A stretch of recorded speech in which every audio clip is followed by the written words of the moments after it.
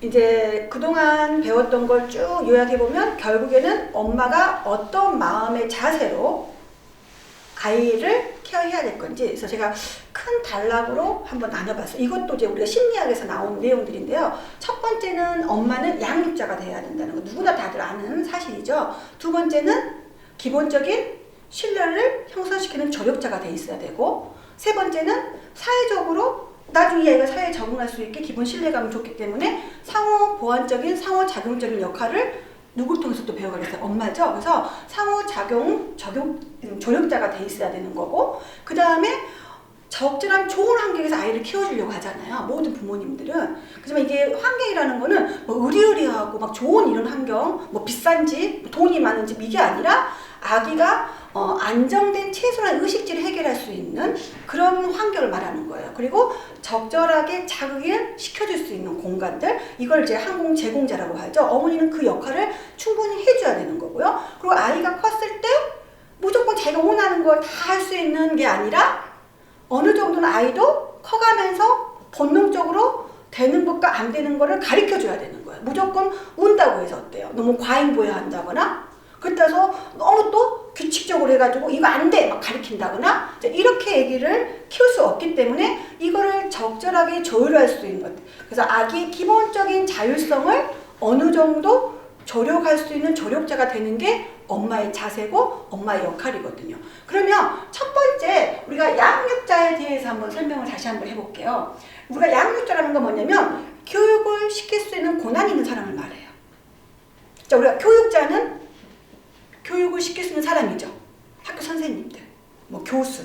그래서 혹시라도 어떤 분야에서 전문가가 있는 분들 우리가 선생님 호칭하는 거잖아요. 왜? 가르칠 수 있는 사람을 말하는 거죠, 교육자는. 근데 여기에서 엄마는 교육자라고 붙이지 않았어요. 양육자로 붙였어요. 그렇지만은 교육을 시킬 수 있는 사람이에요. 그게 뭐예요? 사랑을 주면서 교육을 시키는 사람이에요. 그러니까 실질적으로 교육자보다 누구의 효과가 더 크겠어요? 양육자 교육이 훨씬 더 먹혀 들어가겠죠. 그렇죠? 사랑의 매 들어보셨어요? 옛날에 선생님들은 사랑의 매 굉장히 많이 때렸죠. 저도 사실 어렸을 때 많이 맞고 자랐고 부모님한테도 많이 맞고 자랐어요. 근데 지금은 매를 때리면 폭력이라고 하죠. 선생님들 매를 들 수 있어요, 없어요? 없어요. 왜 그럴까요? 가리키는 건데, 때리는 건데, 가리키고 옳고 그름을 알려주려고 때리는 건데 왜 안 될까? 사랑이 들어가지 않다고 생각하기 때문에 그러는 거예요. 어떤 교육자도 사랑이 들어가지 않다고 보기 때문에 폭력이라고 봐버리는 거예요. 근데 아무리 못난 엄마여도, 아무리 부족한 엄마여도 내 자식을 사랑하진 않을 수는 없잖아요.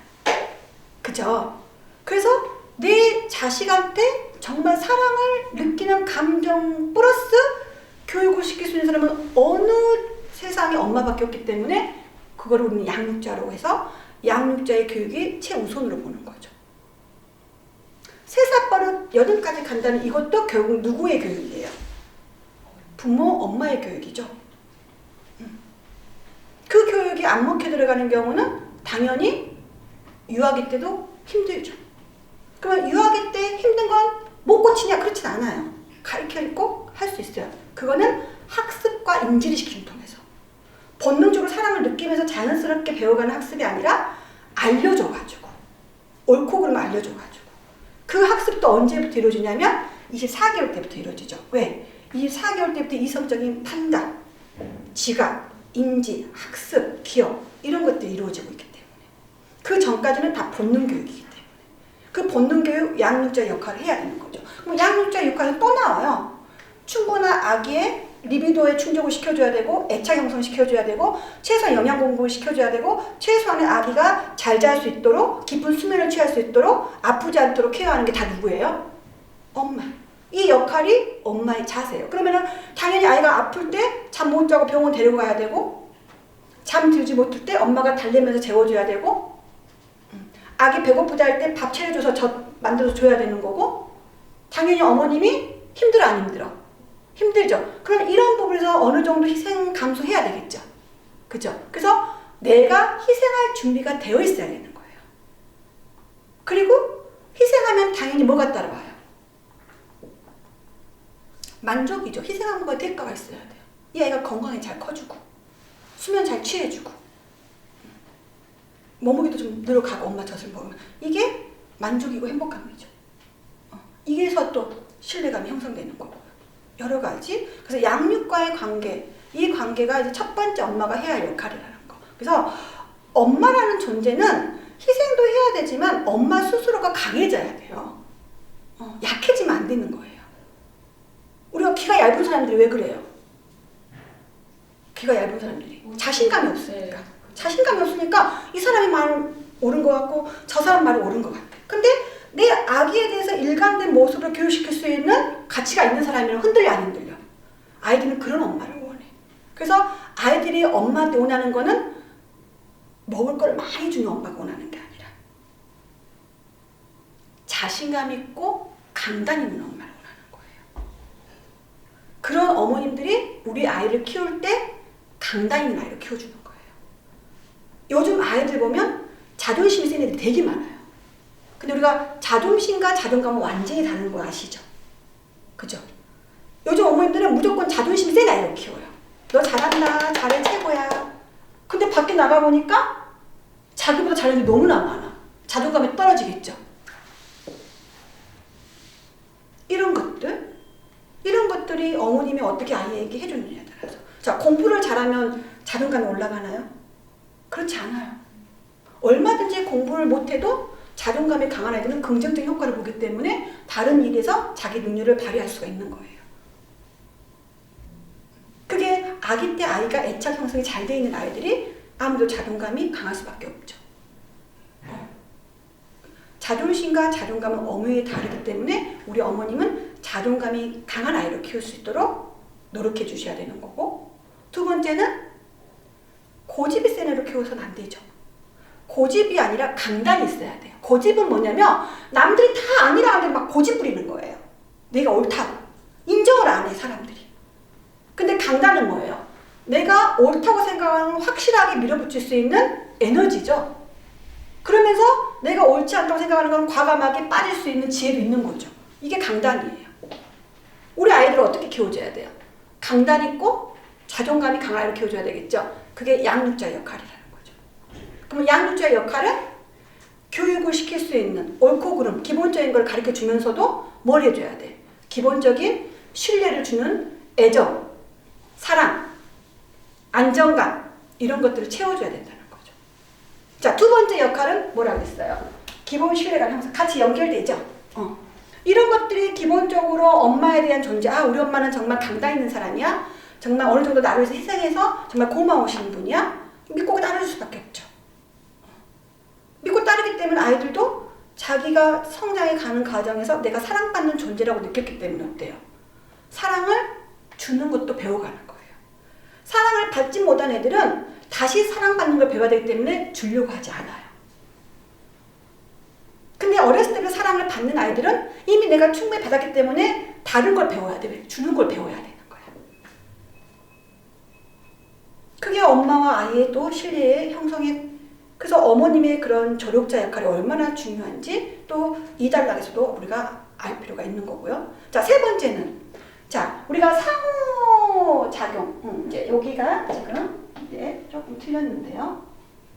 세 번째 같은 경우는 사회적 상호작용자. 이게 뭐냐면 아기가 감각적으로 보이기 시작하는 시절부터 엄마를 조금 형태를 느끼는 게 저번 교육 때 최소한 5주, 6주 정도 옹알이, 그 다음에 뭐 약간 시신경이 조금 형태가 보이는 시기, 요런 시기라겠죠? 그러면서 이제 엄마의 형태에서 약간 미소 띄는 모습. 그러니까 당연히 옹알이라든가 이런 놀이학습이 같이 이루어져야 되겠죠. 눈도 좀 잘 마주쳐주고. 그러면서 내가 뭔가 엄마랑 얘기했을 때 뭔가 교감이 되는 것 같고 소통이 되는 것 같고 이게 느끼면서 뭔가 사회성도 배워가고, 아, 내가 이렇게 했을 때 통하는구나. 아, 반응해주는구나. 이게 상호 보완적이잖아요. 근데 내가 막 웃어주는데 엄마가 아무 웃지도 않고 가만히 보고만 있어요. 아기가 막 울고 있는데 가만히 보고만 있어요. 이거는 상호작용이 안 되는 거죠. 그죠? 남편이 뭐라 했을 때 가만히 듣고만 있어요. 물론 듣는 자세도 필요해요. 그렇지만 다 듣는 다음에 또 내 생각을 표현할 수도 있어야 되는 거예요. 그래야 아, 저 사람이 내 말을 듣고 있구나 라고 인정을 하는 거죠. 근데 말도 안 하고 가만히 있으면 꼭 나를 무시한 것 같잖아요. 그쵸? 아이도 마찬가지죠. 아기도 막 엄마한테 엉엉 하면서 막 옹알이 하면서 뭔가 엄마가 보일 것 같고 안 보일 것 같고 막 이런 모습에서 상호 보완적으로 막 아이가 행동을 보여요. 그랬을 때 아기도 그런 반응을 받고 싶은 거겠죠.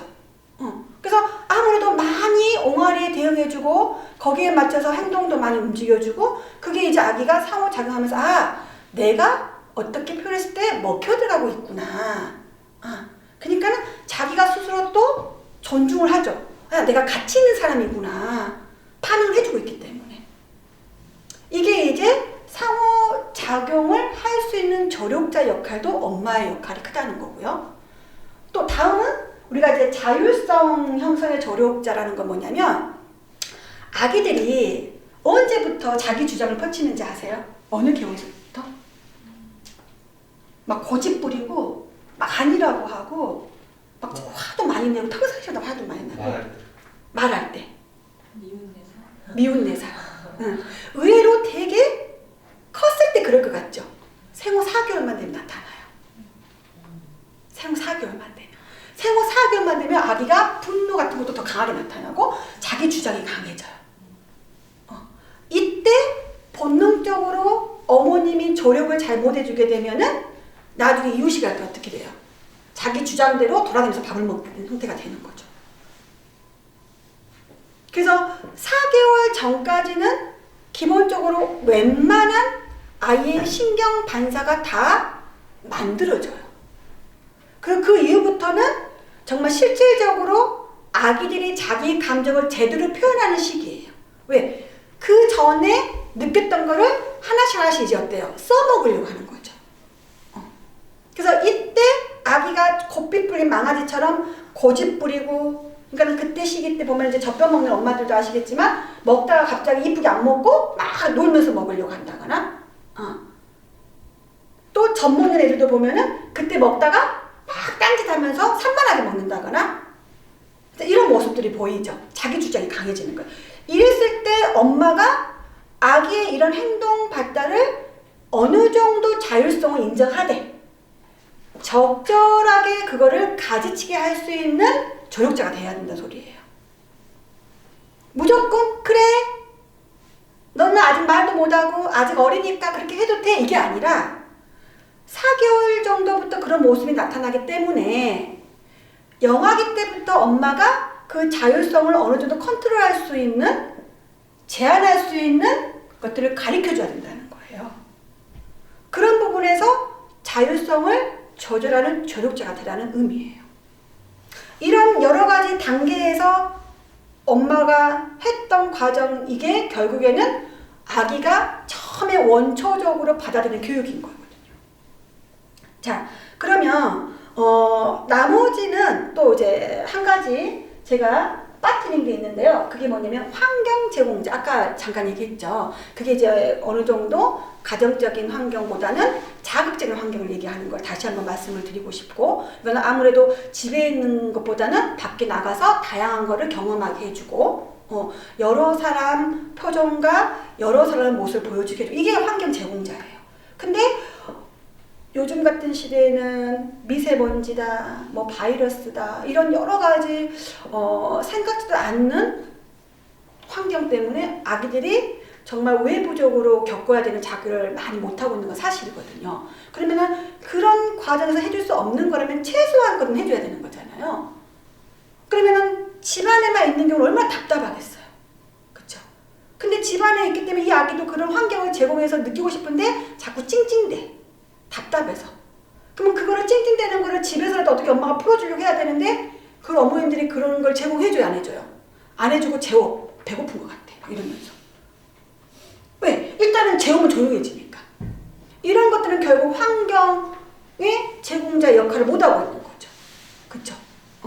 그래서 이런 환경 제공자, 양육자, 그 다음에 상호작용 조력자, 자율성 조력자, 이런 여러 가지 역할이 어머님의 역할이에요.